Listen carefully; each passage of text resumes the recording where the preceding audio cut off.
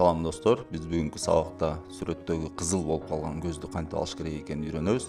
Азыркы заманда баары эле смартфон менен сүрөткө тартып калышты. Смартфондо автоматический кызыл көздү жоготкон функция бар, бирок фотоаппарат менен тарткандарга бул сабактын пайдасы тиет. Мына бул жердеги настройкасы. Бул жерди тандайбыз, үстүндө размер зрачка дейт. Мына ар бери жылдырып алсак болот. По умолчанию бул жер 50 турат. Величина затемнения, муну дагы ар бери жылдырсак болот. Же болбосо өзүбүз колубуз менен цифраны коюп алсак болот. Мисалы, коюп алалы. Мыякты размер. Так. Мындай жылдырып алабыз. Анан көзгө алып келип, мышканы кое бербей туруп, басып, тартып туруп, кое берип коебуз. Көрдүңүздөрбү? Кызыл көз жоголду. Мына экинчи көзгө алып келебиз, тартып алабыз, кое берип коебуз. Болду, эң жөнөкөй. Эң жөнөкөйлүгүнө карабай, бул инструментке өзүнчө көңүл буруп кетейин дедим.